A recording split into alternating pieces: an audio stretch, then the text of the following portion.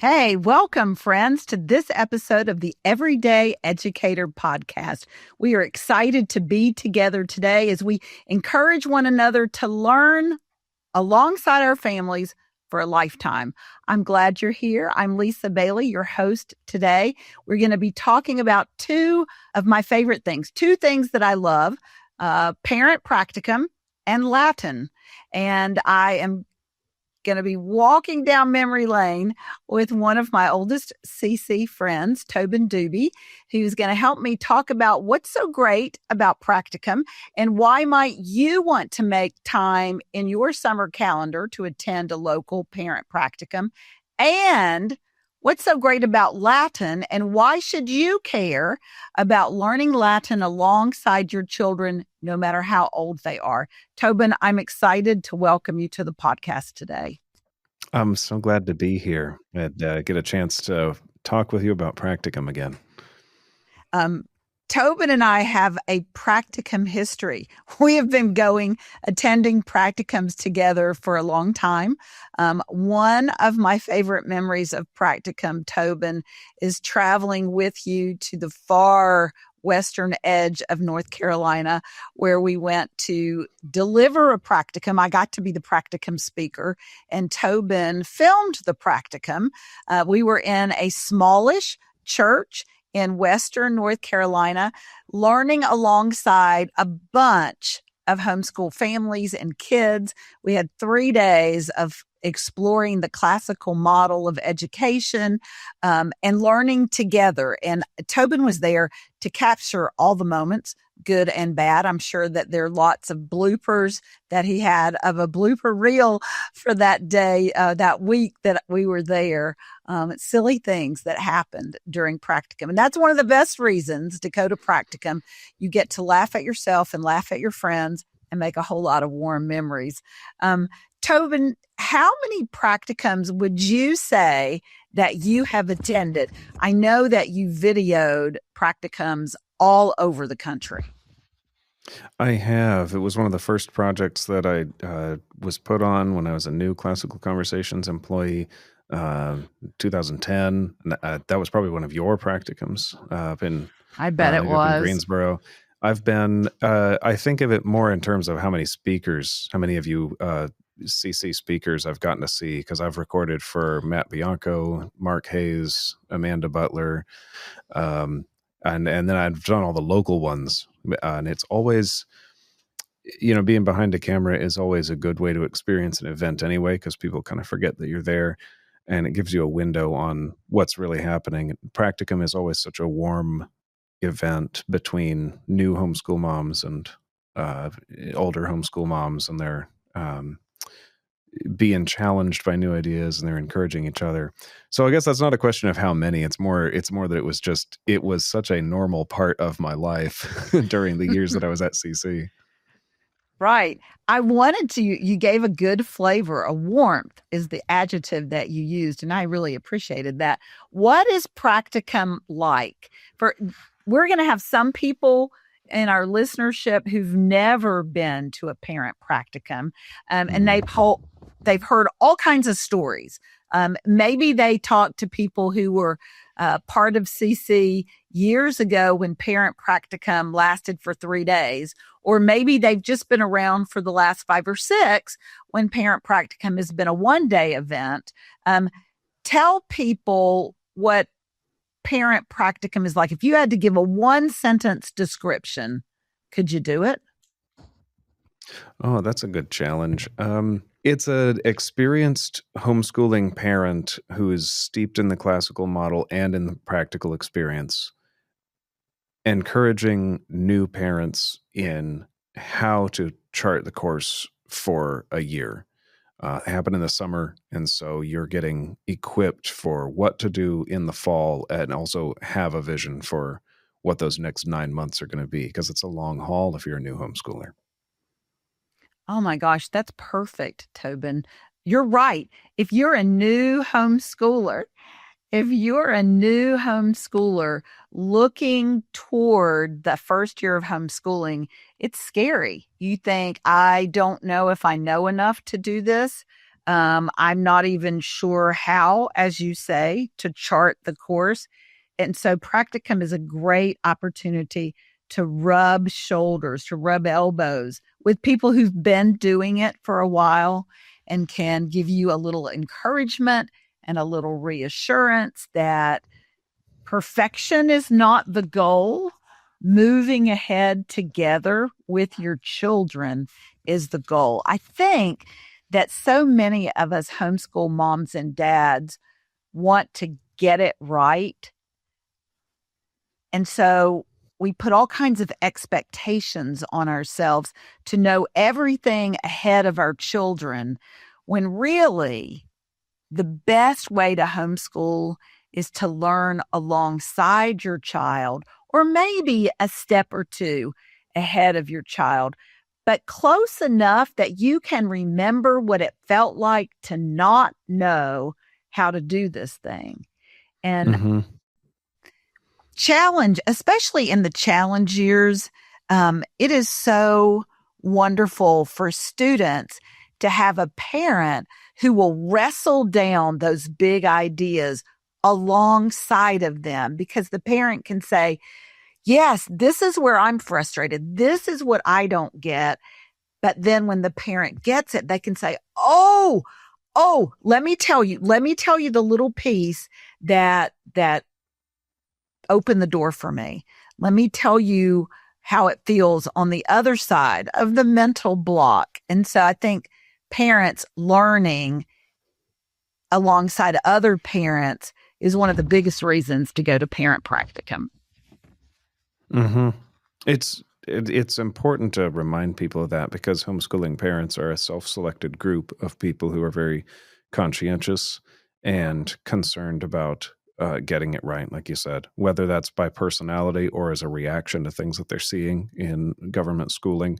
They're very concerned with getting it right, which leaves them in a situation where they've got unrealistic expectations for themselves, and unnecessary. You don't have to get everything perfect in order to teach your kids.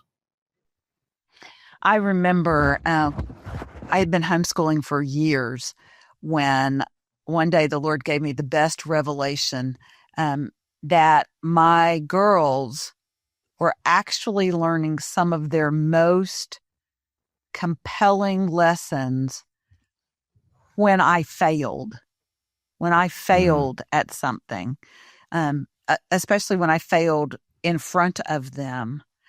And when I had to stop and say, well, that was really not the best way to approach that problem or that situation or that challenge.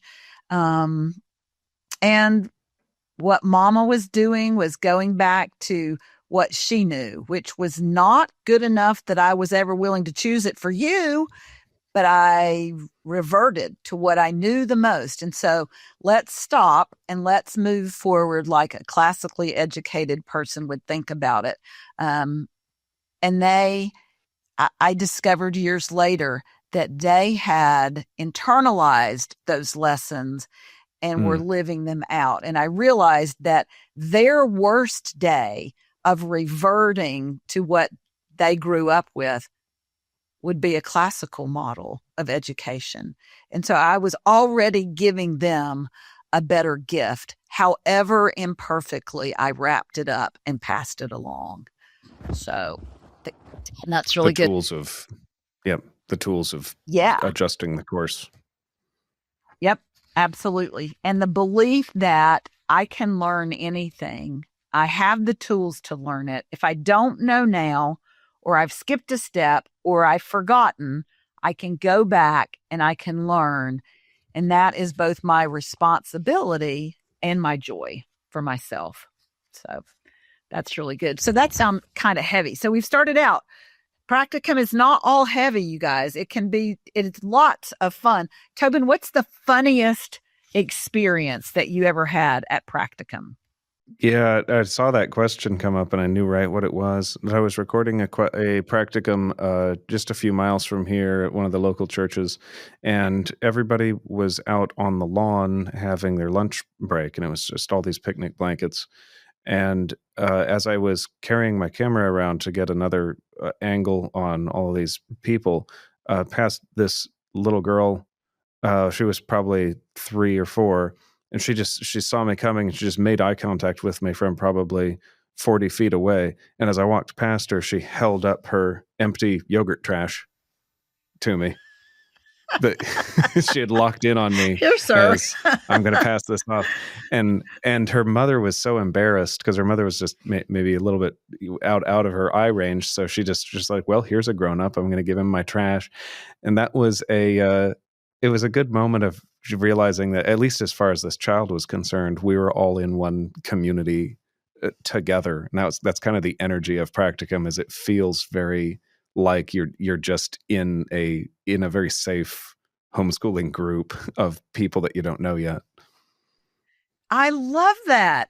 You are right. That's the best picture that anybody could ever offer of practicum. It is a community.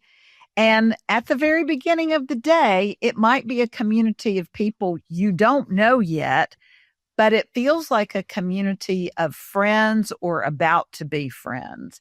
There is an energy there because everybody has kind of come for the same reason. They want to learn a little bit more and grow a little bit more along their journey, along their homeschool journey and their classical education journey.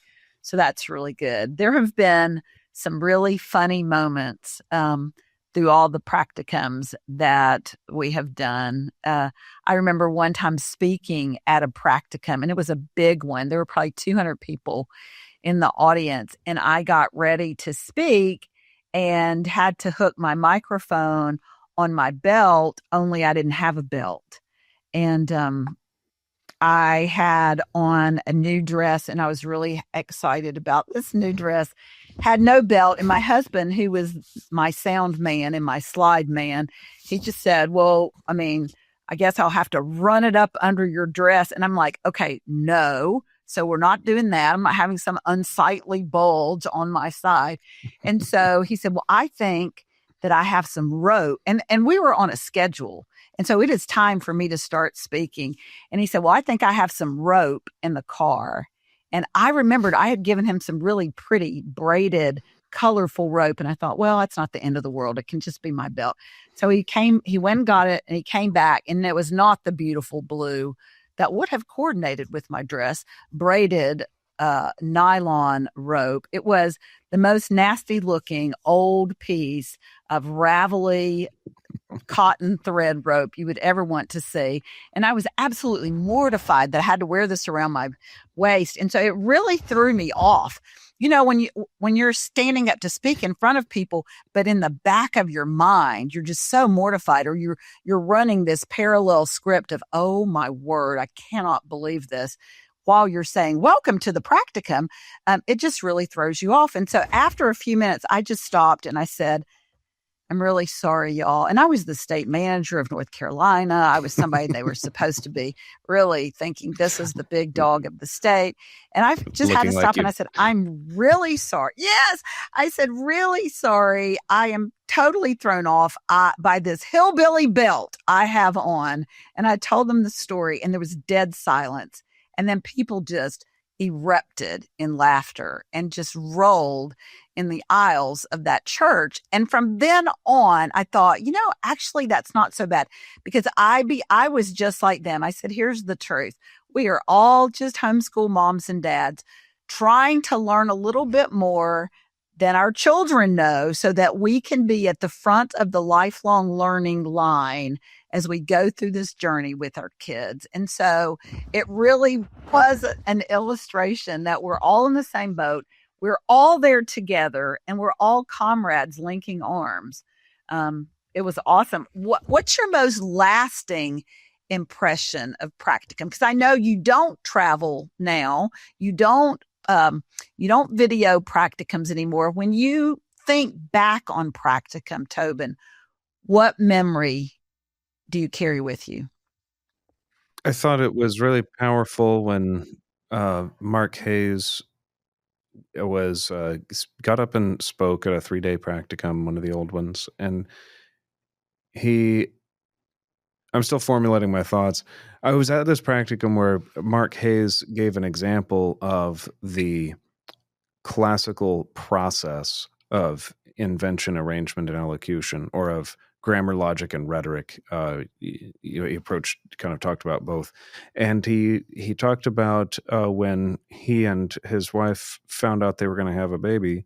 They, as Christians, wanted to investigate at what age should you baptize your baby, and you could feel people got awkward in the audience, and he quickly he explained, look, some Christians say to baptize a baby and other Christians say not to baptize a baby, and I'm not going to tell you which one we picked because I'm here to tell you about the process where my wife and I wanted to know, why does this group say this and why does the other group say that, and to do that we needed to do a research project.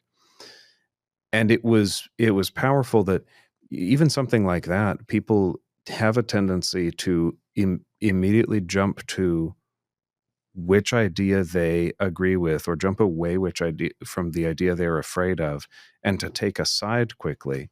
And this segment of his practicum was about not taking a side quickly, doing your research, even on something where you might want to take a side quickly, and kind of kept everybody in tension over, like, is he going to make an argument for one or the other? No. Telling about the process of making a decision classically is different than telling you what decision I made. And you could kind of see people breathe a sigh of relief when they realized, oh, we're talking about a decision-making workflow that's backed up by these ancient books that we're reading, and how classical education could help you do something not just practical, but something that most people don't know how to negotiate. It's actually emotional and difficult to negotiate an issue like that. And you might just go around asking people you know, and then side with the ones that you like more.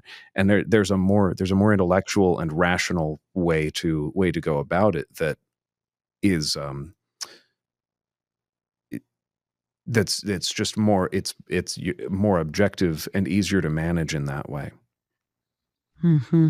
Because if I can tell you that the process is different, that my process was different than my solution, if I can show you that in a class, then you're already engaged in the intelligent decision making, which is not a skill that's taught in our culture. Yes. Well, and how much better to teach me how to make sound decisions, how much better is it to teach me that than to tell me what to think, or to give me all the answers, give me all of your answers to my questions. That's the easy way. That's not a good way to educate. That's not a lasting way. That's not an empowering way to educate our children. That's really good. I'm glad that you brought that out, because that's what practicum does. It first teaches us as parents how to think and what are the skills of good thinking. What are the processes of good thinking? How can we lead someone to have good thinking skills, not just right answers? And so you're right. Most of us don't know how to do that.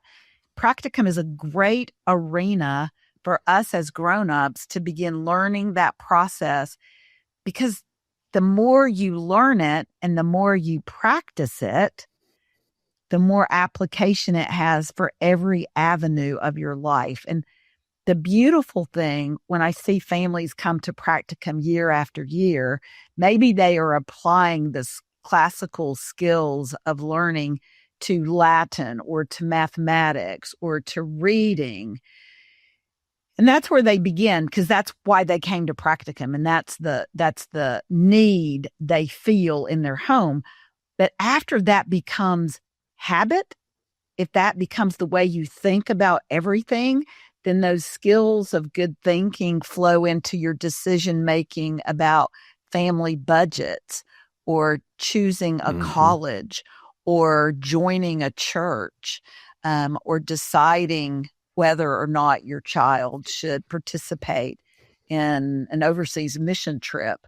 And so I love that. That's really good. That's a great lasting impression to share with our listeners, that you, as a grown-up, might grow in your process of thinking and making decisions. That's really Well, we're good. not, I think if we were speaking kind of cynically, there there's very little incentive that I can imagine for a government school to teach people how to Oh, make decisions well, because the school is being funded by people who want you to vote for them, and right. they Who want to want to motivate make you the to do that. decisions. Yeah, they want to make your decisions for you, and they want to get your vote via a tweet or a 30-second political ad about an issue that's very complex. They don't want you to see the complexity. Why would they? And if well, not to dig too deep into it, but any corporations that are also creating media for us, they don't want us to think Right. carefully and quickly and quietly. Here was an example I was talking about with somebody recently. This just shows how a classical education teaches us to see differently. Is take for something as basic as Mac versus PC. When you look at a commercial for Apple and you look at a commercial Mm-hmm. for a Windows product, you think you are seeing different products. You're not. You're seeing different decision-making processes. Look at an Apple ad. This is a product that they want to get your attention if you are somebody who wants to be different, if you are somebody Mm, who is artistic, if you are interested in the newest, fastest, easiest way of doing mm-hmm. things, but maybe you don't want to actually do the research to learn how to build the Mm-hmm. fastest machine. I'm a Mac guy. Mm-hmm. I know very well I could build a Windows machine that is faster if I wanted to take the time to learn it. I don't. I want to Right. make music and videos and websites right now. And so that Right. so that is the machine that I chose. Whereas Windows is marketing to a different kind of person. They want to optimize, they want to tinker, they want it to be, they want to, it's not the one that appeals to me, right? Right. They want it Right. to be, they're more interested in hardware and calibration and getting it the right for them. They're willing to put in the time. They're more of a research motivated person. And so just something like that, where you think you're being sold different products, but in fact, the two ads are just aimed at different kinds of people. Hmm. Mm-hmm. And when you start to think about the way that you make decisions, it even changes the way that you view advertisements. Oh, Because maybe a yeah. Windows machine would be Absolutely. the better one for me. Maybe I should get Right. over myself and learn how to build a computer so that I can have a faster one for cheaper, right? Like maybe this is a problem in me, which is not something I wanted to think about. But Right. now that I understand how people make decisions, now I'm looking at how I make decisions, and it's an entire world. I don't know if we're going to keep this part in. It's classical education brings an entire world of cognitive self-awareness that is not being taught anywhere else. In fact, it's maybe being dampened other places. Mm. Yeah. I think you're right. You're absolutely right, Tobin. And um, come to the practicum and you will begin to be armed with some of the tools of classical learning and classical thinking. And who knows where they will take you in your everyday life. Your decision of which computer to buy, your decision of what job to take, your decision of where to live, how to conduct your family finances, where to go on vacation. Your whole family will learn how to ask better questions and make better decisions as they learn to think classically. And this summer, if you come to the practicum, I want you to know, Tobin, that this year's Parent Practicum has a Latin focus. And I happen to know, I remember one time introducing you to somebody as a Latin lover. And what I meant was that you are a person who loved Latin but it got a big laugh because people took it a different way. So I know, Tobin, that you happen to be a Latin lover. Tell us why. Well, I have a confession to make. Oh, no.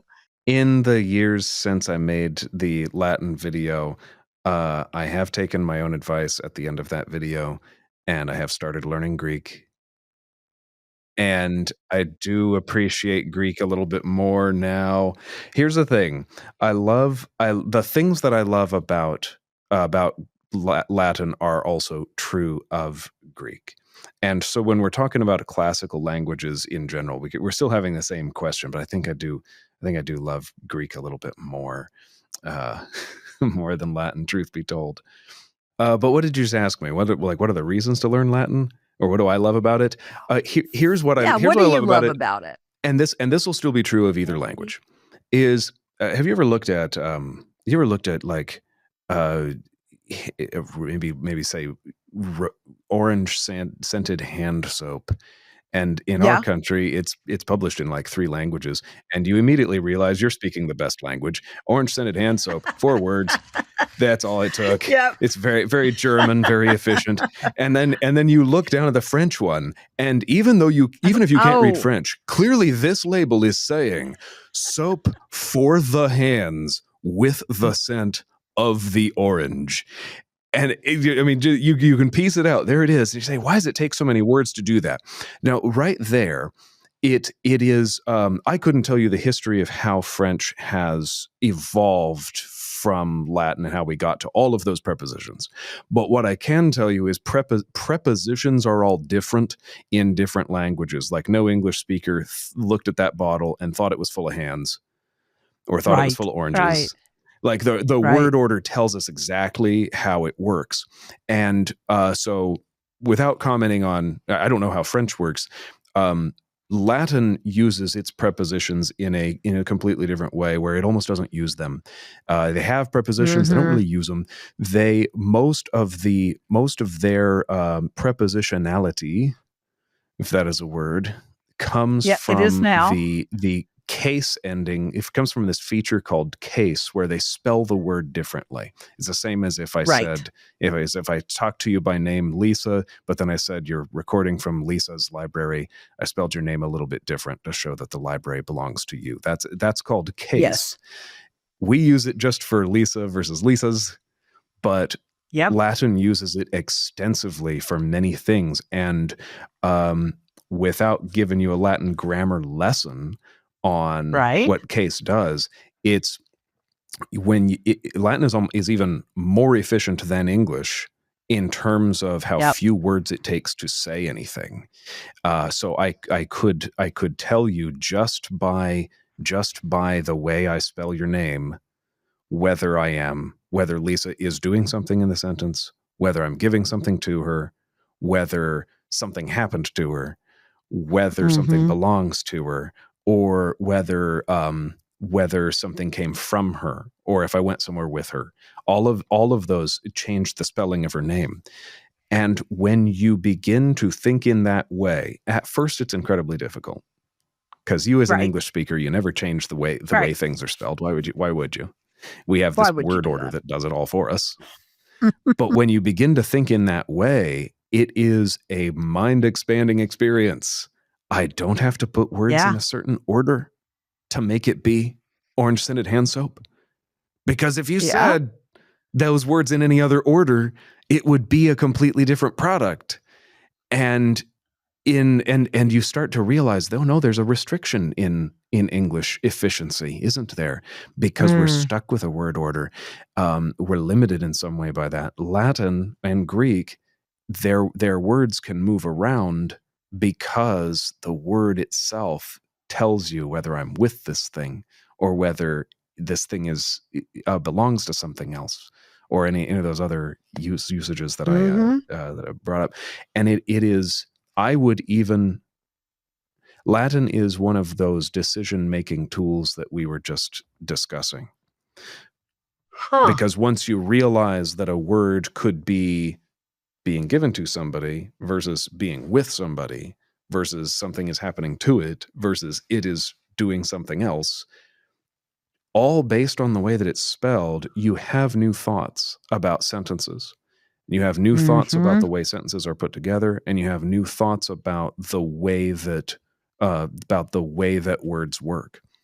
And this does cause you to compose better sentences in English. I think it makes you more articulate, but it also That's causes your really good. thoughts to be more adaptable. It causes you to understand relationship better. If you're understanding the relationship between That's words key. better, you can understand the relationship between cause and effect better. It'll change the way you observe events in history or current Yeah. events. Yeah. I don't know Wow, that's really if I'm good. making it clear, because it's difficult without studying Latin grammar to see how it applies. But I think Well, that sums it up, is that it's yeah. you see relationships differently.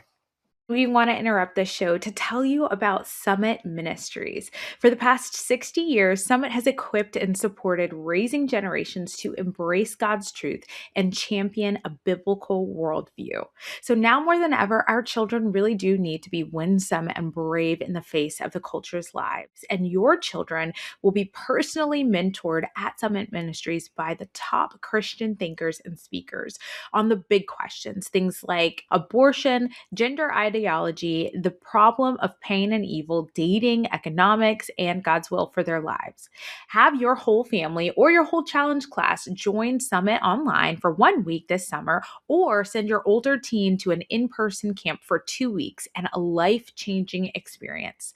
To find out more, visit summit.org/CC before March 31st for an early bird pricing, and get an additional $250 off your in-person conference when you register with the code CC26. We hope you enjoy Summit Ministries. Let's get back to the show. That's really good, because I just wanted to know what you loved about it. And you have told us, I mean, you love the efficiency of it. You love that it illuminates relationships better. You love that it helps us be better thinkers, and that it helps us to compose better sentences in our own language, in English. And so those are great reasons to love it. I think one of the reasons that I love it is that it does discipline your mind. Our students who study Latin learn about order and structure, and I think that the great discipline. If you learn to study Latin, then you are able to study Greek or go on your own and study Greek. And years and years ago, this is how long I've been with CC. Way back in 2004, we used to teach Greek in Challenge B. So for the first 2 years I was with CC, we did Greek with our 8th graders. And part of that was to teach them that language has a structure, and that you can learn the structure and you can then impose that structure on another language, because you have learned to think about relationships between words, and how those relationships are expressed in the language that you're using. A lot of people who are coming to the practicum this year, or who are listening to this podcast and thinking about having their children participate in a classical conversations community, know that their students from 7th grade, Challenge A on, are going to study Latin every year. And so they know, okay, we're going to get all this Latin stuff when my kids get to that level. But a lot of people who might be thinking about coming to the practicum have little kids. And so they might be thinking, I don't know, this Latin practicum is probably not for us because we just have little kids. How can Latin be a pursuit for all of our families, no matter how young their children are? What's a hook that would pull our young children into the study of Latin? Well, for one thing, when you learn Latin as a child, you're learning it at the grammar level, and learning a language is just fun to say, for you to say, for you to memorize amo, amas, amat, amamus, amatis, amant. Yes. Children have joy in chanting things that sound fun, and sometimes adults have forgotten that words actually have a sound because we're too much focused on the meaning of it. We're not hearing them anymore. Oh, that's And great. so I think that's, if you think children wouldn't like Latin, you've forgotten that language is audible and that we can play with it. Yes. And children are like it. Oh, that's great. This is a fun example of when I started to observe this, that there was some toy that was missing around our house, and this is how much my children love to play with words. Is my second born said, "Well, maybe it's," and it was just this twinkle in her eye. She was like, "Well, maybe that toy is never to be seen again." Which is right. This is an adjective which happens to villains at the ends of fairy tales. Right. And she thought that she was having fun with the fact that is a lengthy phrase that we use as an adjective. That's kind of funny, isn't it? That's right. And she knew how to wield it. That's awesome. Uh-huh. She knew she was doing it in a slightly wrong way, which made it funny. And I said, "No, it's in." I told her where it was because I'd seen it recently. I said, "Well, it's not never to be seen again. We still have it." And she said, "Well, I don't believe you. I have to see it for the provement." For the provement. Yes, I love it. And she'd never heard the word proof before, so she didn't know. But isn't that funny that yes. English-speaking children know that there is no such word as pruvery or pruvism or pruvation. She knew just by picking up language that the way we say this is provement, not really. There turns out there's an even shorter way to say it. We changed the V to an F. But she was enjoying putting together new forms of a word she already knew, and this is what children are doing all the time. They get it wrong and it's hilarious. And this in fact is what we're doing as we study Latin, is we're learning a foreign word and we're learning all of the forms that it has. This should be like candy to children. If you're doing it right, if you're teaching it in a way that just acknowledges how fun words are. Oh, Tobin, that's delightful. And I look back and I think about my own children in foundations, and you're right. Some of those Latin conjugations that they memorized and some of the Latin vocabulary were just fun to say when they were little. And then as they got older, sometimes they would find Latin words inside of words they saw on billboards or in books or on announcements. And they would be sort of amazed, and you could see the light dawn. Hey, did that word that I'm reading in my book come from that word, that Latin that we memorized at CC? And so that was an eye-opening experience, a real light bulb moment for them to see that ancient language was the beginning of some of the language that we still use today. And even little kids enjoy that. They like being word detectives.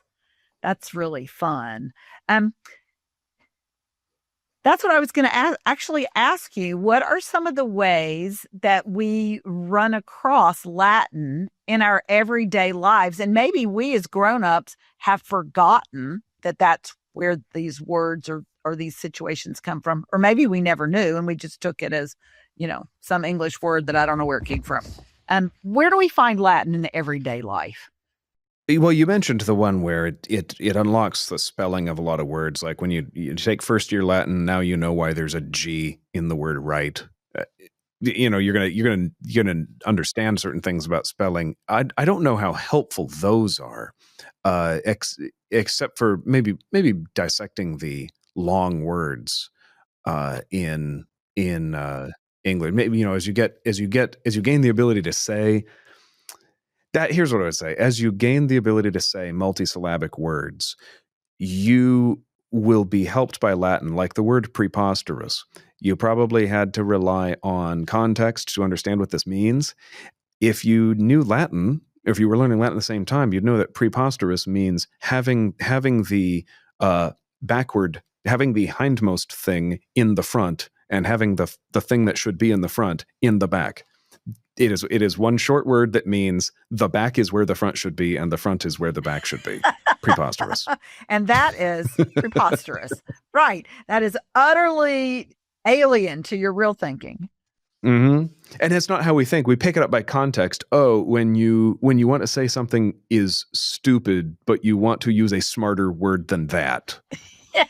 Which, sure, Yes. that's what preposterous means, but what a deeper understanding you'd have if you knew Latin prepositions, and there it would be. So this is why people centuries ago were able to use the big words in such a memorable way, as they weren't just relying on the emotion of the word. They knew what it meant.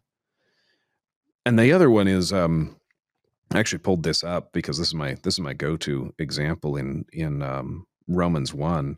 Is there's all of St. Paul is so full of lengthy sentences that sometimes they're hard to understand in English.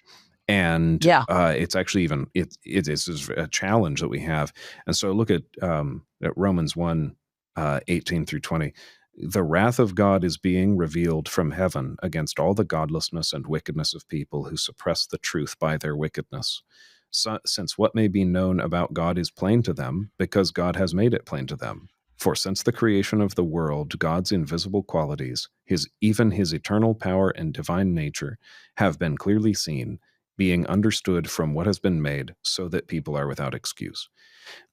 That is a sentence. That is some soap for the hands with the scent of the oranges when you turn it into English.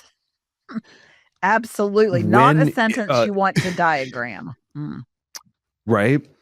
But it's because the French people had to add the prepositions to that American soap. We in English Bible translators had to add a lot of these prepositions to these Greek words to make them make sense.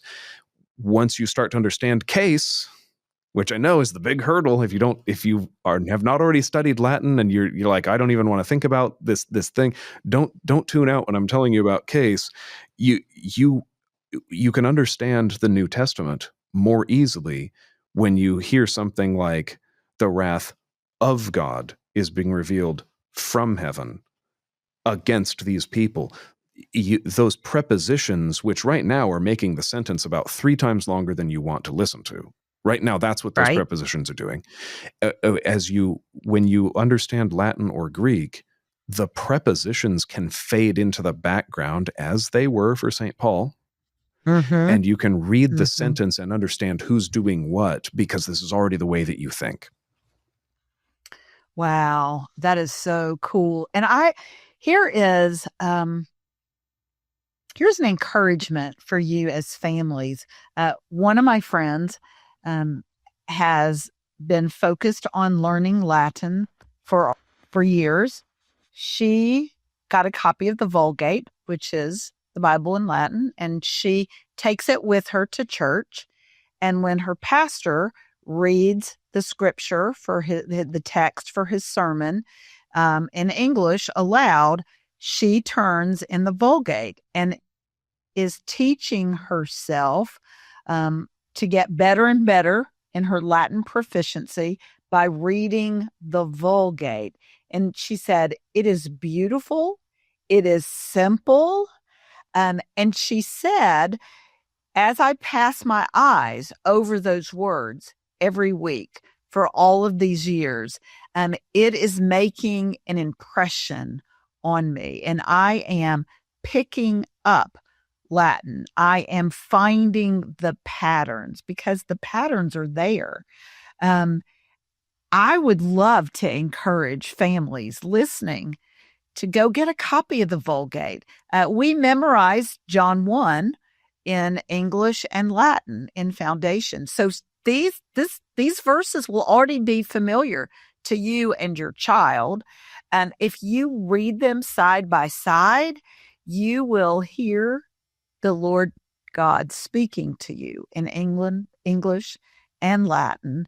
And that might be a beautiful way for your family to begin immersing yourselves in Latin together. And like Tobin said, your little kids will love the funny words that flit over your tongue. But if they are watching along as you read, they will begin to see patterns in the endings of these words, and they will begin to see words that they recognize that come up again and again, are words that look almost alike, like deus and deum. And they may say, is that the same word? It is and it isn't. It is the same word used in a different way. And you can begin to explore Latin as a family. Your older ones may be doing translations. Your younger ones may be doing vocabulary. Your littlest ones may just be noticing things. But what a great pursuit to take on as a family. And at our Latin practicum this summer, you will gain some tools to use with your family at home to explore Latin together. And you will also grow in your understanding of how to think like a classical student and how to learn and how to be the lead learner in your home. Tobin, we've talked about practicum and we've talked about Latin. Tell me your last thoughts. I was going to ask if we have time for one more example, actually. Absolutely. Okay. Absolutely. I thought of another example for children. What would be the hook is if you haven't translated, if you don't already know a foreign language, you would not know this. One of the most fun things for a child in studying another language is you take something simple like the Lord's Prayer, which begins Pater noster qui es in caelis sanctificator nomen tuum. And right there, the words Our Father don't rhyme in English, but Pater noster does rhyme. And that's just a little bit of delight when you're encountering it in another language. Is the words rhyme. It's Our Father. The words actually sound related. It tickles the ears of those little kids. And you ever hear some people pray, "Deliver us from evil," and others pray, "Deliver us from the evil one." It's because the word is "libera nos a malo," deliver us from evil. However, in Latin, that malo could be an abstract noun or it could be a concrete noun. And the people who wrote the prayer in Latin didn't care enough about the difference to make it clear, because maybe we shouldn't either. And that's a new thought you would never have unless you've because in English, evil is abstract and evil one is concrete. In Latin, malo is it's used for either of them. And so that's a new thought you have. Wow. I like that. Latin leads us to new thoughts of a spiritual nature and new thoughts of a linguistic nature. And as homeschoolers, we explore all of it and are glad. We have talked about practicum and we have talked about Latin. We've talked about the community that you find at practicum. We've talked about the training your brain to think more classically at practicum. And we've talked about Latin today. Do you think, Tobin, that Parent Practicum is a good place for people to dive into Latin, whether or not they've had no exposure, a little bit, or a little bit more? Oh, it absolutely is a good environment for that. You're going to want support on this. Well, you know what? I've said that in a very grown-up way. Let me say that in a childlike way, that when you're learning a language, you're learning it in community. You're not learning it from a book. Very good. This Very is one good of the point. difficulties studying language. Studying language, if you're learning it out of a book, you're doing something that is in some sense unnatural. And that's why it's hard. Do you think it was hard for 2 and 3 and 4 and 5-year-olds to learn their parents' language? Of course it isn't. So the more you can learn things in community, I know people think you're supposed to. People think children learn language easily because they're constantly hearing it, and surely that is true.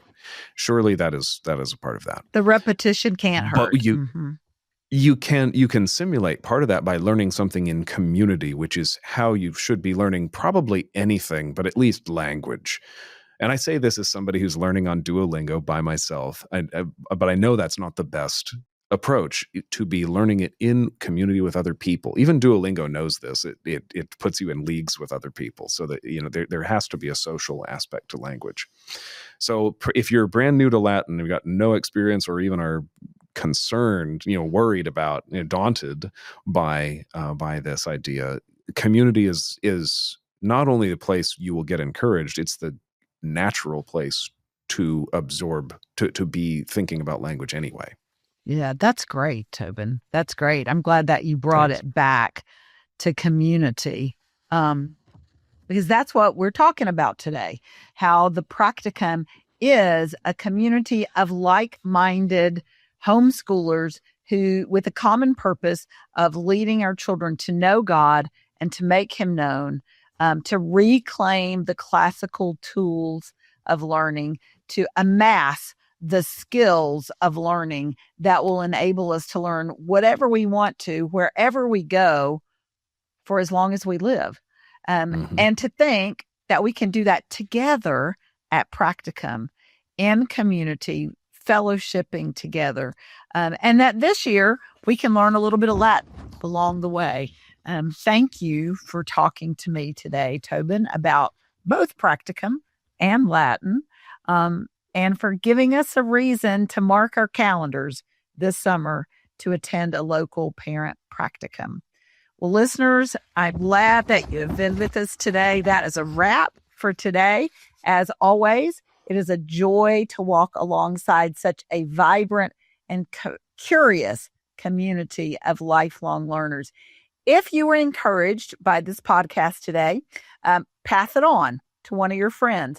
Leave us a comment. Let us know how it helped you. And don't forget to tune in next week. And remember, homeschooling is not about checking boxes. It's about cultivating wisdom and virtue and wonder with your child and your larger community. We'll see you next week, and we'll explore some more great thoughts. Bye-bye.